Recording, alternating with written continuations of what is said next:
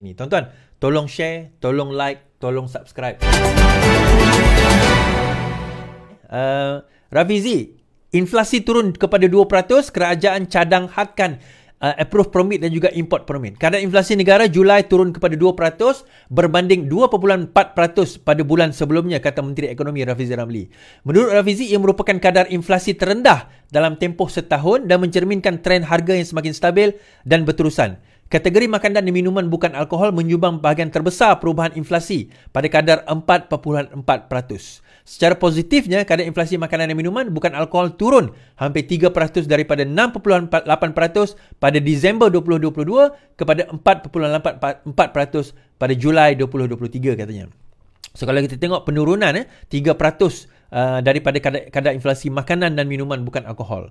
Rafizi berkata pengawalan kadar inflasi adalah salah satu keutamaan kerajaan dalam memastikan inflasi tidak meningkat secara drastik dan terkawal. Sebagai tindakan proaktif, katanya, satu kertas dasar sedang dibangunkan untuk mengkaji pengurangan approve permit AP ataupun import permit dan import permit IP. Kertas dasar ini dijangka akan dibentangkan di Majlis Tindakan Ekonomi Negara tidak lama lagi. Dengan mengurangkan atau menghadkan AP dan IP, kerajaan berharap akan dapat menurunkan harga barang, khususnya barang import. Ini akan secara langsung membantu meningkatkan kuasa beli rakyat dan meringankan kesan inflasi, katanya. Katanya kerajaan juga akan memperbaiki peraturan anti monopoli dan persaingan untuk memastikan pasaran lebih kompetitif. Dengan meningkatkan persaingan, harga barang dan perkhidmatan akan menjadi lebih berpatutan, ujarnya. Orang tak faham. Orang tak nampak apa sebenarnya yang Rafizi sebut ni adalah satu perkara yang sangat besar sebenarnya. Bila kita bercakap tentang AP dan IP, kalau tuan-tuan ingat kempen, saya tak ingat, PRU 2013 kot, yang mana Rafizi antara lain membawa pada masa itu menurunkan harga kereta. Kita bercakap tentang menurunkan harga kereta. So itu zaman PRU 2013 lah.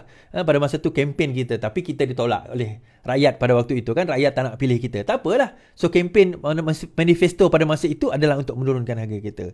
Dan kita tak faham sebenarnya salah satu mekanisme dalam menurunkan bukan setakat harga kereta. Bila kita bercakap tentang AP, kita bercakap tentang IP, import permit dan juga approve permit. Kita bercakap tentang penguasaan monopoli.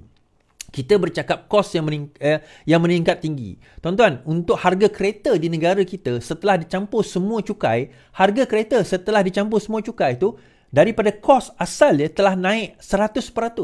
Kalau harga kereta itu RM50,000, sebenarnya kos tanpa teks apa semua tu berkemungkinan hanya RM25,000 je.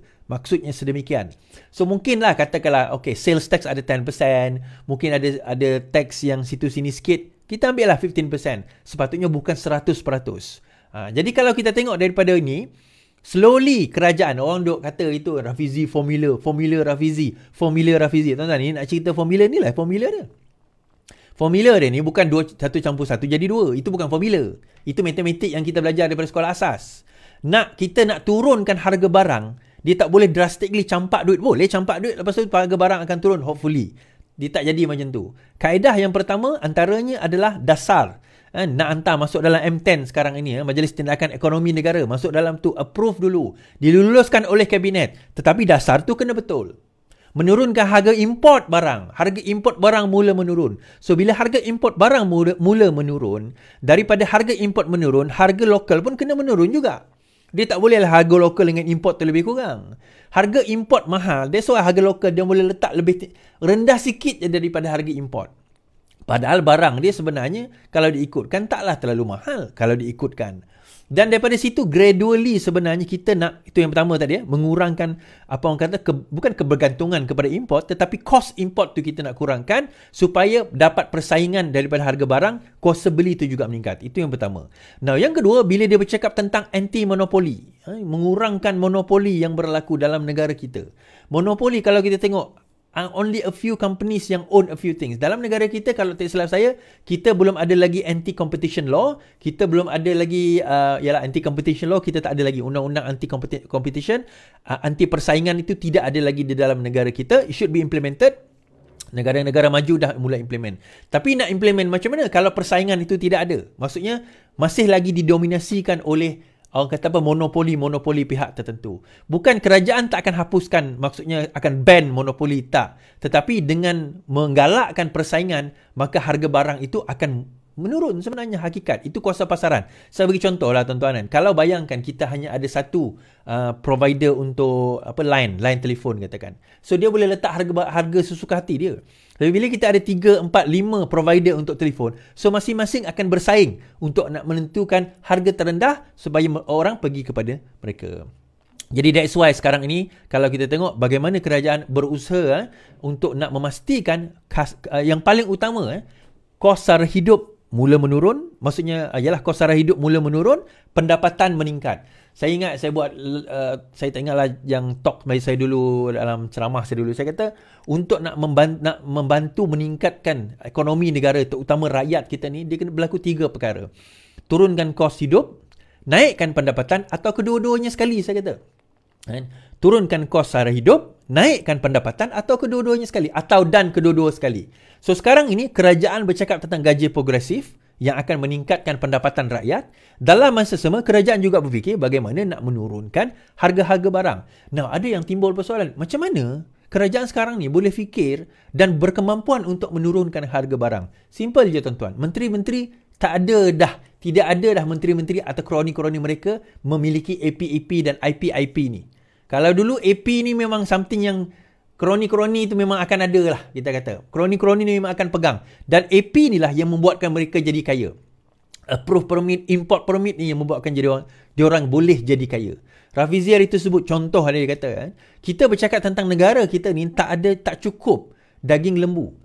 Harga lembu kita kadang-kadang sekor boleh cecah 10,000, 8,000, 10,000.